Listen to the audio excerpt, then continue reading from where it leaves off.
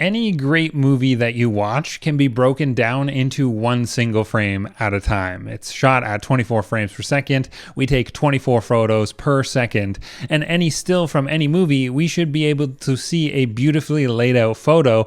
And if we break down how that frame was laid out, then we can learn a few things to think about when shooting our next film or taking our next photo. So my name's Anthony, and I'm a photographer and content creator for Henry's Camera, and I'm going to break down stills from the new Mad Max Furiosa movie.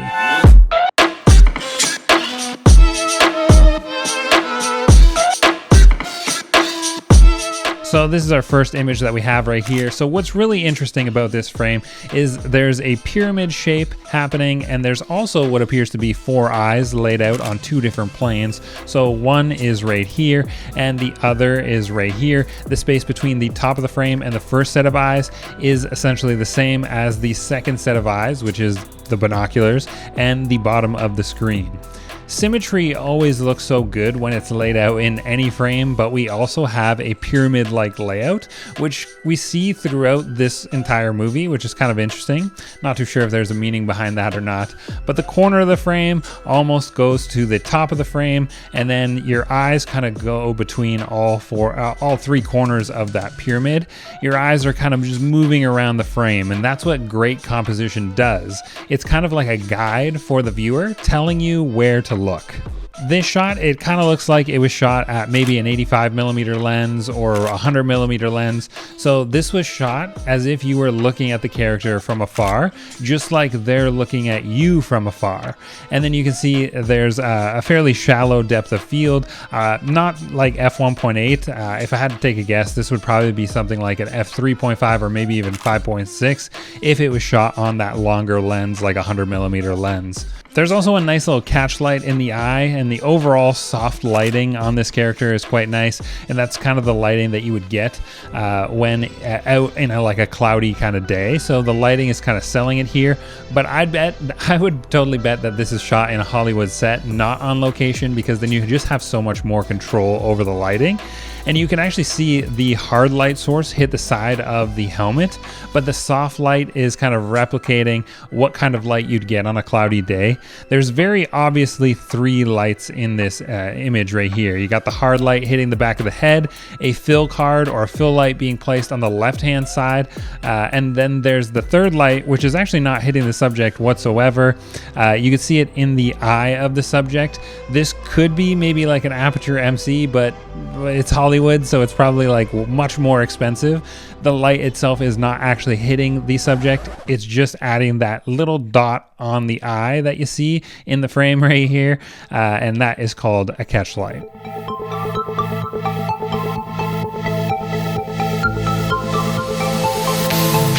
So I like this shot a lot because it seems very simple, but when you break it down, this is probably one of the more complex compositions to create. It's very similar to a Fibonacci spiral, but actually just loops through the frame. So your eye would see the character enter into the frame, which is a little bit confusing because this means you're reading from right to left, not the normal left to right. So my eyes read the frame like this. Starting at the top corner, there's a black area where there's nothing, so your eyes are forced to move into the frame. And we hit the main character, then kind of loop around back and off to the right-hand side.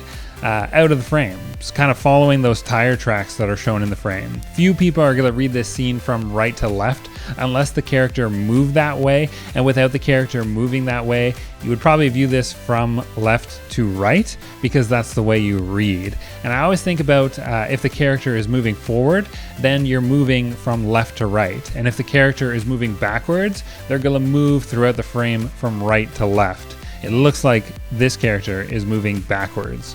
One thing to notice too, this shot has a ton of detail in it. It's probably like CGI or green screen, but in camera, if you were to shoot at this location and try and get this shot, you'd be shooting at f11 or f8 to capture a lot in focus. F11 is probably more likely because you're out on a bright sunny day, lots of light, so you can just really stop that lens down without going to something like f22. That might be too much. The rule is, and this is a little trick to remember, f8 is great, f11 will take you to heaven, and that is like generally the sharpest point of your lens. So for this next shot, I really like this shot here because you can see some inspo from maybe like fashion magazines or even wedding photography. I kind of see it in here. The bandit returning to camp is obviously the main point of interest, and we even have leading lines leading to this bandit in the middle of the frame. But when you're trying to take group shots for wedding photography and such, this is a really helpful technique. So this first starts with that long road leading to that bandit in the center of the frame. Classic leading line compositional technique, but then the way you lay out the rest of the characters, this is a very deliberate and popular technique to do. Like I said, you can find this technique in fashion magazines all the time. It's not just everybody lined up on a single plane. People are kind of staggered and there's room to breathe. So amateur fashion photographers, especially wedding photographers, they love to tell everybody, you know, just stand in a single line and then we're just going to snap the picture. But you know the photographer or videographer is an advanced shooter when you see all these different levels. So in fashion photos, you have one person sitting and another standing and another person sitting, but the chair is at like a different height. This is kind of hard to put together, but in this frame from Mad Max, you have these dunes and then slight like hills make it so everybody isn't on the same plane. So it's not just the leading lines drawing you into the bandit returning. You have people facing towards the middle of the frame, accentuating those leading lines.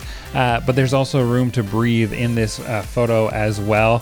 The way the rest of the group is laid out is really, really nice. Much harder to do in practice than people realize, and that's why you have a bunch of amateur wedding photographers taking photos of everybody just like in a single file line. This is really tough to do.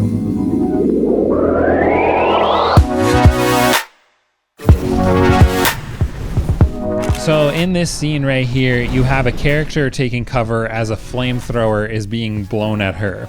This is a super interesting way to show this cross type pattern that you see on the frame here. Maybe this is the director hoping you'd be praying for the character to survive, and because she does, maybe this is the director telling you that God is on her side. And see how I'm kind of making up a story about the what's happening in the film just based off of the composition. Maybe there's nothing of God mentioned here, but the way that you light the scene and then the way that you compose a scene can tell you much more than just the storyline is telling you. So we have some pure like symmetry happening right here with the four corners of the frame covered in burning fire, and an amateur might have placed the eyes right in the middle of the frame, but here it kind of adds to that whole story I just made up about God being on the character's side. Might not come through unless it's kind of laid out like it is, and it's almost like hell is coming trying to consume that character, and the character looks like she's about to be crucified. And this is, I don't know for sure if this is what the director is going for, but these are the things that you see in movies all the time, and they're never just a coincidence. So things are always laid out in a very particular way, and that's why I was thinking the director might be looking to say either pray for this character or that God is on her side. I like the fact that she's depicted as being maybe holy while she's also holding a shotgun. So there's interesting contrasting elements here that tell you more than just what's being said within the story.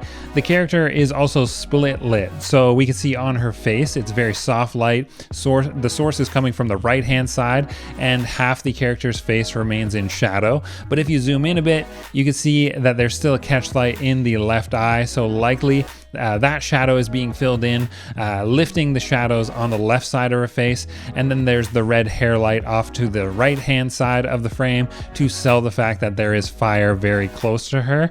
So super detailed. I love this frame. There's a lot of things going on here, and it really just adds an extra layer to the story for sure.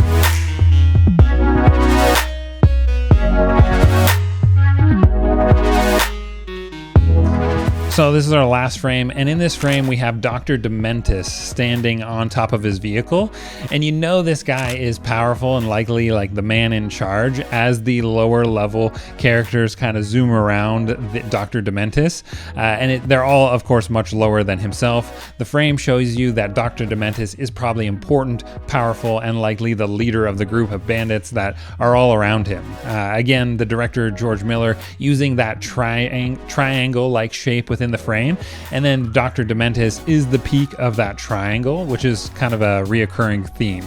So we have a few things happening here. One, we have that triangle in the frame that is made from our main character, but also this entire frame is actually split in half as well. I'm wondering if George Miller is telling us that Dr. Dementis thinks he's a god because he's on the upper half, actually in the clouds, which is kind of interesting. And then you have Dr. Dementis looking down on Earth, and you have all this dust flying around and such, kind of chaos happening all over. And that pretty much summarizes the Mad Max situation, but nothing has to be said for you to kind of understand this. And when you look at a frame like this, you kind of get the overall idea. It's essentially God looking down on chaos happening in the world, and Dr. Dementis maybe thinks he is a god. And I could be wrong, but again, the composition kind of adds an extra layer to the story, and that's what great directors do, because we get more than just what's actually being said in the film. Really tricky to tell a story through composition, and this is a good reason as to why George Miller is one of the greats, absolutely. So if you enjoyed this breakdown of a few scenes within the new Mad Max film, let me know by hitting the like button down below. And if you're looking to buy or sell a camera, make Henry's Camera a top pick, because we are Canada's greatest camera store. My name's Anthony, and I'll see you in the next one.